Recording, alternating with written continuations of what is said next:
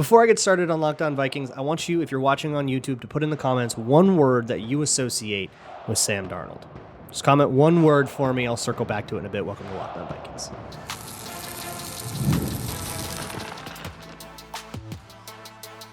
You are Locked On Vikings, your daily Minnesota Vikings podcast, part of the Locked On Podcast Network, your team every day.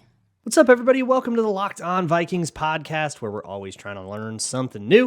It's part of the Locked On Podcast Network, your team every day. And thank you so much for making Locked On Vikings your first listen of the day, each and every day. I appreciate you all so very much. If you're new here, hello, welcome. My name is Luke. Thanks for hanging out. You can find the show wherever you find your favorite podcasts. Just search it out on any podcast listening app, as well as YouTube or Amazon, Fire, and Roku. Just download the Locked On Minnesota Sports app there. Today's episode is brought to you by FanDuel. Make every moment more. And right now, new customers get $200 in bonus bets with any winning $5 bet. It's $200 in bonus bets with any winning $5 bet. Visit FanDuel.com/lockedon to get started. Today on the show, we're doing the Sam Darnold one. So there's two conversations I want to have. One is the standard kind of let's go through the thought process of Sam Darnold. How long do we want him to start? What do we expect from him? What kind of guy do we got here? And two is his entry in the Everyman series, which will be the majority of the show. But let's get what the people come for first. How long do we want Sam Darnold to start? And the answer to this is, I guess, in J.J. McCarthy's hands, maybe more than it is in Darnold's hands, or at least it should be in J.J. McCarthy's hands. But I don't know how much patience we're going to get out of Kwesi and Kevin O'Connell, right? We've never seen them in this situation before. But the way these things go down kind of will be one of, we'll say, three outcomes. There's one outcome where J.J. McCarthy, I'll call it the Russell Wilson outcome, where J.J. McCarthy, explodes in camp and he gets the week one start. We saw that from Anthony Richardson and CJ Stroud last year. There's, always a couple. Caleb Williams kind of already has it. There's not really like a big competition there, but there's that.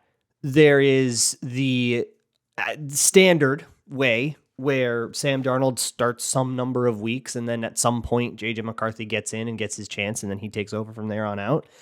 That's kind of everybody will call that, like, I get the Will Levis. That's the one that comes to my mind because that was the one that happened with the Titans last year. But there's always a whole bunch of them that go that way.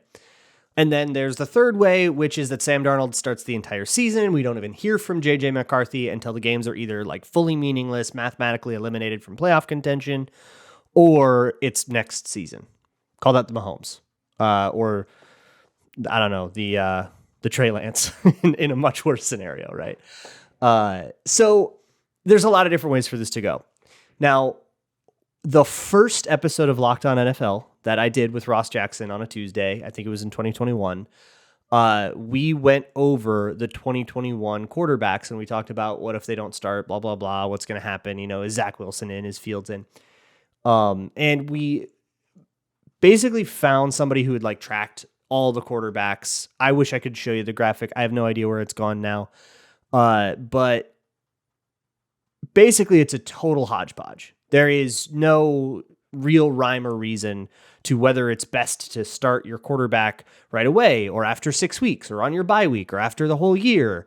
It is super individualized to the guy. That's kind of the conclusion we came up with. But you've got plenty of situations like Carson Wentz, where he starts right away, or Russell Wilson, where he starts right away. You've got Patrick Mahomes' that wait a year. You have Lamar Jackson's that show up in the middle of the season and take over. You have all kinds of different ways of doing this, and it's very clearly specialized to the guy. What does that guy need? And that has a lot more to do, I would hope, with J.J. McCarthy's development. With Darnold, though, what kind of guy are we getting as a quarterback? There is a consistency thing. I mean, this is not going to be boring veteran play. I would love it if it were boring veteran play, but that has not been Sam Darnold's MO throughout his entire career. When he was with Carolina, I mean, this guy has had all the athletic talent in the world. We will get to it. But in Carolina, you can fall apart and have a bunch of turnovers. It's a guy that can play with some really cool plays, but just has too many glaring major mistakes, and then eventually you bench him over it. I think when we first signed him, my thought was this is kind of Like if you took Nick Mullins and chilled him out a little, which is a much better quarterback than Nick Mullins. Nick Mullins needs to chill out like a lot, but if you chilled him out like not enough to be like a bona fide starter, which puts him in this like bridge quarterback place.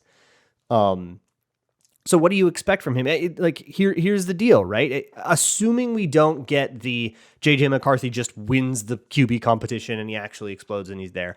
I don't think the Vikings plan for him to do that. I think they've given him a lot of different stuff to work on, and I don't think that they really expect him to be like ready to rock week 1. And if he is, he's way ahead of schedule and good for you. But it doesn't seem like they've made a plan that has like an intention of him starting week 1. So assuming that's not going to happen, that would leave us with options 2 and 3, right? Where he starts at some point in the middle or where he just doesn't start at all. And the deciding factor should be, when is JJ McCarthy a better quarterback than Sam Darnold? But if we lose our patience, it might be, when does Sam Darnold have a game where he makes so many mistakes that you just can't deal with it anymore? And you let the outside pressure get to you and go, man, you threw 3 picks and you had 2 fumbles, we got to bench you. And at least anecdotally, when you're benching the quarterback because he did so bad and you just got to put the rookie in and he's not ready, that's a great way to wreck it. It's a great way to get him to go right back to the old habits you were trying to work out of him, and now he's just a college quarterback playing in the NFL, and that ain't going to fly. That's what we do not want. So for Darnold, I think the name of the game is safe football. If he does come out and play a boring, safe, maybe overly conservative brand of football, that might be okay, even though it won't be the optimal. Like, obviously, you want him to just sling it all over the place and protect the ball. That'd be beautiful, assuming that's not an option. A little bit boring and safe is okay if it means that he's keeping the ship afloat until there's a comfortable time to put JJ McCarthy in. That's my answer to how long do I want Sam Darnold to play. My answer is kind of as long as it takes, and please stay safe so that you don't have like a 5 turnover disaster game like the Sea and Ghost game. Again, we'll get to it. Like don't give me that, and I think we should be all right. And honestly, considering what he did in San Francisco, I like the odds of that. That's why I liked the signing when it happened. I think the price was right. $10 million for a quarterback like that. That's about what they go for with the like percentage of cap. In terms of like salary cap available and the percentage of cap thing, same trick we did with Justin Jefferson to like contextually compare him and say, oh, this is kind of like a Jerry Rice or a Randy Moss contract. It's a Matt Castle contract, almost exactly a Matt Castle contract. The amount of money that Matt Castle made in Minnesota, it's about Sam Darnold. It's just inflated a lot because the cap's bigger now. So a way to put it. But with Darnold, the thing is, how you view him right now, you want to use the word bust, you want to use the word head case, probably has to do with like 1 or 2 moments, and there's a lot more to his story than that. So his Everyman Series entry will be next. Today's episode of Locked On Vikings is brought to you by FanDuel, America's #1 sportsbook. It is summertime, and that means there are 2 different championship series going on, not to mention the MLB and the WNBA. And if you want to go gamble on any of that stuff, you can go to FanDuel.com/lockedon. If you haven't signed up yet, you can use that URL to sign up, and you can get $200 back in bonus bets with any winning $5 bet. 40-1 odds on whatever it is. Go find some crazy money line or some super likely prop bet, and you can get 40-1 odds on it. You're not going to find a deal like that anywhere else. Go to FanDuel.com/lockedon and add a big win to your summer bucket list. FanDuel, America's #1 sportsbook. Thanks a million for making Locked On Vikings your first listen of the day. If you are curious, if you're watching on YouTube and you're curious why there are bottles of hot sauce behind me, go watch the Minnesota football party. I will be doing a spicy wings thing live on MFP on Monday, and you'll be able to catch it later if you're watching this later. If you're listening to this on audio, go check that out as well. Should be fun. Now let's move on to the Everyman series. The Everyman series, if you're new here, is a series where we go over the backstories and the journey to the NFL, the road to the Vikings that each of these new players have taken, getting to know them, who they are, and a bit more of the human side of their story. You're not going to hear, and then he threw for 372 yards and blah, blah, blah. No, This is the kind of story that has to start somewhere around 1998, 1999, something like that, where a kid gets asked to leave an Orange County daycare. He doesn't get kicked out, but when his parents come to pick him up, the daycare, the caretaker says, I can't deal with this one. You can't bring him back. That was Sam Darnold, too rambunctious of a kid, even for the daycare that he was at as a small toddler. There are a million anecdotes like the following one. At 5 years old, T-ball, he catches a fly. This is a 5-year-old, catches a fly ball, tags the base, and then goes and throws a third person out. He gets a triple play. At this point, his parents are not even really sure that a triple play is a thing that he knows about, but he just accomplished one in T-ball as a kindergartner. The first time he saw kids playing football, it, did the thing where his eyes widen and he like suddenly finds a purpose in life and it just gets its hooks in him. Even though basketball was his true first love, if you ask him, hey, did you ever think about playing another sport? He'll be like, yeah, maybe basketball. And his coach said like, oh yeah, he would have gone D1 basketball anyways. That's kind of the deal of Sam Darnold, is that he was the most all-around insane athlete. There are so many stories of him just like hopping onto a field, dominating a sport, and then like going home. And it's just what he did. He didn't have to have training. He could just naturally be amazing at basically anything physical he did. And there's a genetic component to this. His dad, all-sport athlete. His mom, volleyball player. Both of his grandfathers were athletes. His grandfather on his mom's side, you may have heard of this fun little piece of trivia, was one of the original Marlboro men. And his name was Dick Hammer. So we'll all have to get through that together. But regardless, there is a genetic component. He's just got, like, if you ever played Madden, I think it was like Madden 05 or 06, and you could do the like pedigree thing that was like the eugenics selector, where you could like pick what your mom and your dad did and you just reset it till they were both athletes. That is literally Sam Darnold's like pedigree. But there's also this like cultural component to the way that he was raised. And to understand this, you have to understand that Mike Darnold, his paternal grandfather, at the age of 75, which was around, I think that was around 2018 when everybody was doing their like puff pieces on him as like a draft prospect, was when this happened. So he was 75 then. That would make him like 81 now. He was 38 years sober at that time. There is this thing. I don't know. Tell me if this is your experience too. There's this thing with alcoholics that I've met and been friends with in my life, which is only a handful, but it's enough to be a pattern where they're really there's an intensity. And I mean that in a really complimentary way. Maybe it's just the addictive personality, or maybe it's this, like a refreshed lease on life, or this appreciation for things.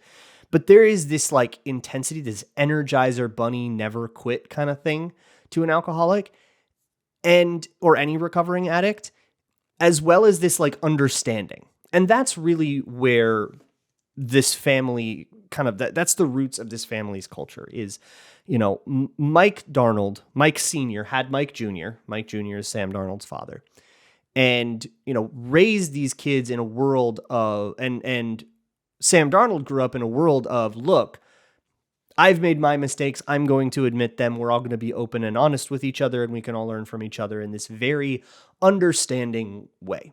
And I think that it's really beautiful. And his parents were not only supportive of his sports, but when you get a quarterback, you get the J.J. McCarthy side of that story a lot, where it's, rigid. And here's the thing. Sam Darnold grew up in Orange County, okay? There are real housewives there. There is every single way, 2 ways to Sunday, to waste money on your kids. You can get them trainers. You can go get them youth coaches. You can go get them, personal trainers in 5th grade, like with J.J. McCarthy. And you can say, you're going to be a quarterback and we're going to set you up in all the different things. You can make your kid a piano prodigy from the age of 3 years old, and they're not really going to have any say in that. And you can just do that. It's something that happens in that part of the world. Trust me, it's just one of those places where there's like, you can get so serious and there's everything there that is set up for you if you want to spend that money. And it's not that the Darnolds were any worse for wear, but they really wanted Sam Darnold to be able to do whatever he wanted to do, and they were really deferential to his desires. Sam Darnold, as a kid, was as sporty gets, and I think some of that's just the family, right? Like everybody's an athlete in the family, but like 4 years old, they're watching SpongeBob, and he's like, "Can we turn on ESPN? I'd rather watch tennis." Like he wanted everything. He eat, breathe, drink, sleep, sports. So he was in everything, and he was amazing at everything. He was basketball, baseball, football, of course. He even one time he walked into like a high jump event with no training, no sense for technique or form, and he made it to the finals because he just could like launch himself like that because he just had that much like natural athleticism. So these two things combine, right? Just the genetic athleticism combined with this, we're going to foster and support really whatever you want to do because we value sports a lot, but also we want to be really open, and we really value that sort of style of parenting. And it leads Sam Darnold down this really natural path into being elite at sports. It all combines to make a guy that's elite at everything he tries. So, of course, you get a lot of the anecdotes around about this kid like scraping his knees all the time and getting into trouble in the cute, like, a young boy that played too hard, getting into trouble kind of thing.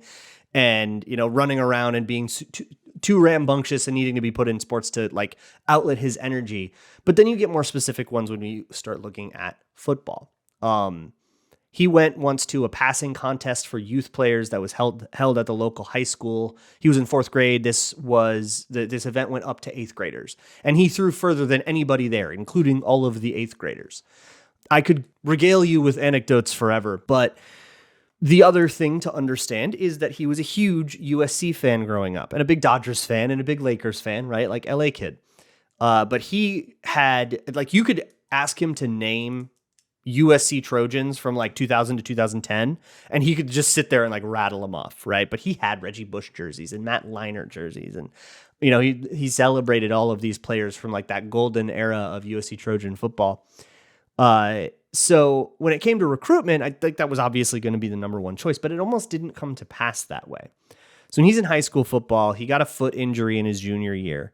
They won their first 2 games. He got a foot injury in the 3rd game. That team never won again. So not only did you not get your tape out there junior year when you were supposed to with the recruiters, but because your team was 2-8, you got a lot less attention generally, and people stopped asking the questions they would need to ask to figure out how much of a freak athletic specimen you are, how much of a golden Achilles god you are. And I think maybe even in a different world, that could have spurred him to play basketball, which he still very much loved. And he played basketball all the way through high school, didn't play in college, but his junior year, they lost their first basketball game. And in frustration, he Jaden McDaniels'd it. Wolves fans know what I'm talking about. He punched a wall. He broke his pinky, and he was out for like that whole season. He like missed a ton of that basketball season too. So like without that incident, he might have like put the basketball tape out there, and then maybe the basketball colleges would have been recruiting him instead, and he would have gone down a totally different path.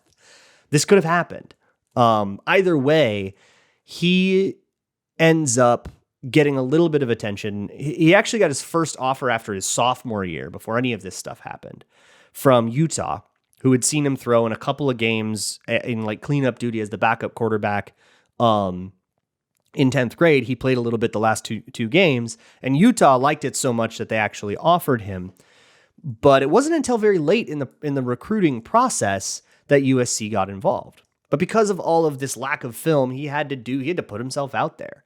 Now, Sam Darnold he doesn't seem like much of an extrovert to me. I don't know. I'm trying to get a read on it based on him talking on like podcasts and stuff, but it also seemed like that definitely wasn't the way as a teenager. He was not I'm going to put myself out there, flash and pomp and circumstance kind of guy. Like he had to kind of force himself to like post on social media, and he had to like force himself to like put himself out there, do the camp circuit, cold call schools. But doing that was just enough to get an eye on him. And once you got an eye on him and you saw what he was capable of, you're going, oh, wow, this kid could actually play some college quarterback. Still, when he does get that offer from USC, it's pretty easy to imagine why he took it. So that brings him to the Trojans, and that's where I think the problem started to fester.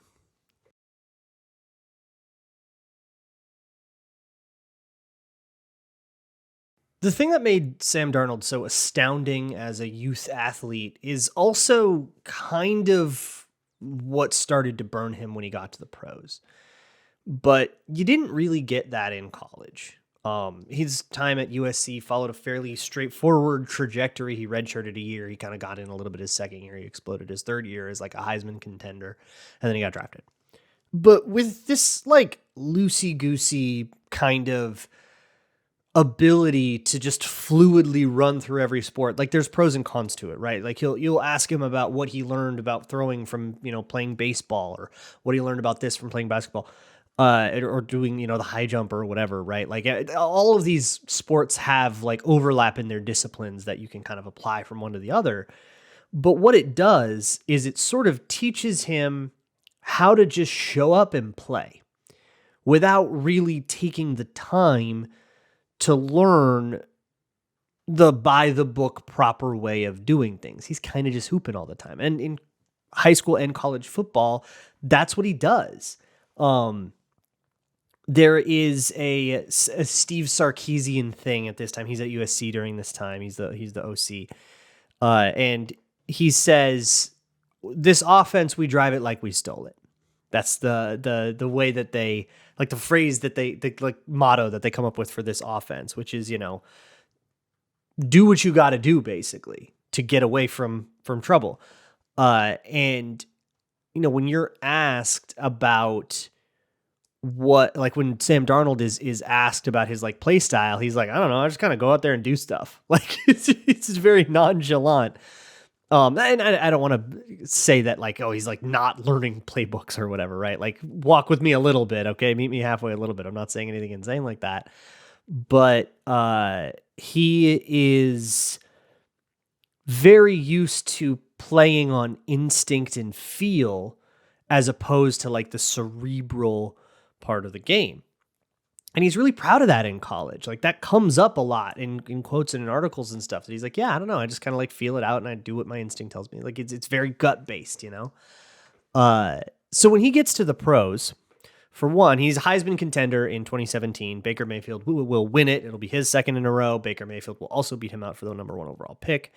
But he ends up on the Jets, who were 6th overall, but then had to trade up to 3, got Sam Darnold, which the JJ McCarthy parallels continue here a little bit, where they do have similar kind of journeys to football as these like golden boys that had everything like kind of set up to exactly concoct an NFL quarterback. It's like double bubble toil and trouble. Like we're just going to like put everything exactly that we need to in the pot and the quarterback's going to jump out. But he is like, here is where we diverge, right? Because now we've gotten to the pros and JJ McCarthy's pro chapter of his story has yet to be written. It could be anything, but Sam Darnold's has been written. By and large, I mean, barring some kind of miracle renaissance Geno Smith style, he is now known for probably one of 2 stories that you remember about him. If there's one thing you knew about him, it's probably one of the 2 things that happens in 2019. But he gets off on the wrong foot immediately with the Jets. His first pass is a pick 6 against the Lions, and things just kind of never get off the ground there. And that sort of playing on instinct style was especially preyed upon by the New England Patriots and Brian Flores, who liked to blitz a lot. There's 2 things that happened in 2019 that you were probably well aware of if you were paying attention to football in 2019, which are first, after the first game of the season, he gets mononucleosis. Who knows how he got it, but as he tells it on I think it was a Barstool podcast, he says like, I did, I played that first game and then I wasn't feeling good that morning. And then I played the game and played whatever. And then went home and felt even worse, went to the doctor. They said, all right, let's do a blood test. Let's make sure that you're not, that you don't have like mono. And then turns out he has mono. So he's out for like half the season. He'll miss a whole bunch of time there, and then when he comes back, he has to play Brian Flores, the New England Patriots, and an absolute ton of cover 0. We're blitzing. It's Brian Flores. You and I know about this by now, right? So that's going to be really tough for him too, right? Because it speeds up the process. It takes a lot of options away from him and it puts him into just chaos mode all the time. This is what you want to do with young quarterbacks that want to rely too much on that chaos mode thing is you say, okay, we're going to make you live there and give you lots and lots of opportunities to make mistakes. And that's exactly what Sam Darnold does. He makes mistakes, throws interceptions. I think some of them, there's defensive touchdowns, they're trailing, and now they've got to go up tempo, and that means that they have to constrict the playbook even more, and the blitzes keep coming, and by the end of it, Sam Darnold has thrown 5 interceptions. But you don't remember this as the 5 interception game, I would guess. You remember this as the Seeing Ghosts game. Because this is the game where Sam Darnold is mic'd up by the ESPN broadcast crew on Monday Night Football, and he goes to the sideline after a particularly bad play, and he says, God, I'm seeing ghosts out there. Whoops. This goes triple platinum. This is the most viral thing in the entire world. The sports talk shows debate it for weeks. And in the aftermath of this, like, look, it's a bad thing to say, right? Like it reflects poorly on yourself. You might as well just said, man, I'm playing like ass today. Like, it's not like anybody would disagree, but I'm seeing ghosts for a second-year quarterback is such a harbinger of doom. Like, oh my God, he's not even seeing the field, right? So that is a turn of phrase that had been used a lot in the Jets facility to not just describe their own play, but to describe scouting and stuff like that. It was, oh, that quarterback's seeing ghosts all the time. So like, it's something that he just like picked up in his vernacular, and that was what he kind of said. He's like, this is just how we talk. Like, I was having an issue and I was bringing it up. But regardless, this is now the legacy. If you think of Sam Darnold, you probably think of the guy that saw ghosts that one time.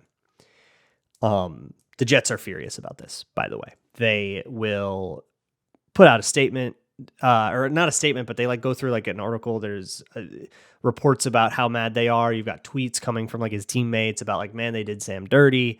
The way I guess it's supposed to work is NFL Films, which is in charge of like that kind of distribution, is supposed to be kind of a gatekeeper for what does and doesn't get aired. You know, their job is to make sure you're not accidentally airing play calls, or that you're not airing something that could be like damaging or whatever. And the Jets' argument was like, you probably should have kept that one under wraps. But if you ask Sam Darnold about it now, it's like, he's like, yeah, I was mic'd up. I definitely just shouldn't have said that. That one's on me. Like now with the benefit of hindsight and distance from it, he's like, yeah, that was pretty rough. But regardless, that sort of cements his legacy and how quickly we all fall. This was the golden boy. I mean, this was God's next gift to football coming in. He didn't get recruited as highly as you want. I mean, he still ended up at USC, which was his favorite school. But he had hiccups with that foot injury, and not to mention the like frustration of rehab, which led him to be really frustrated at the start of basketball season, which led to the punch. He had that kind of issue, and he had a fairly short stint as a starter. We only had one full season of him as a starter at USC. So you had this kind of lack of sample size, and then the Jets pick him up. And then at the first sign of trouble, Jets fans turn on him because it's New York, and suddenly he's a bust. And I'm going to guess that the vast majority of the one-word answers that I get in the YouTube comments, and you should go to the YouTube, if you're just listening in audio, go to the YouTube page and see if I'm right about this, are bust or ghosts, or maybe mono. Those are going to be the 3 words that I see the most about Sam Darnold, and that's his legacy at this point, until he finds a way to overturn it.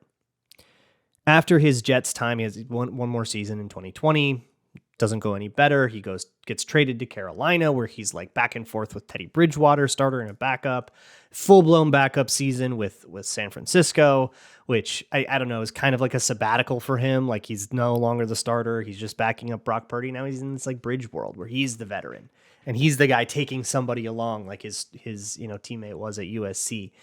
And he's somebody that's had a very similar experience to JJ McCarthy and can sort of be the ghost of Christmas future. Hey, I was anointed to be a quarterback too. It went wrong because of this, and this, and here's how that was, and here's what I wish I did, right? Like, that's the wisdom you hope that somebody like that brings. Whether or not Sam Darnold will be able to turn his story around, I wouldn't count on it. This is just how legacies go in the NFL. That might not even be fair, or maybe it is, but with the NFL, it's probably a safe bet to bet that it isn't fair, because it kind of never is.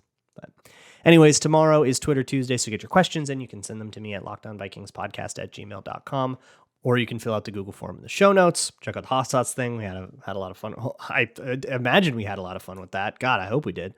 I'll see y'all tomorrow, and as always, Skull.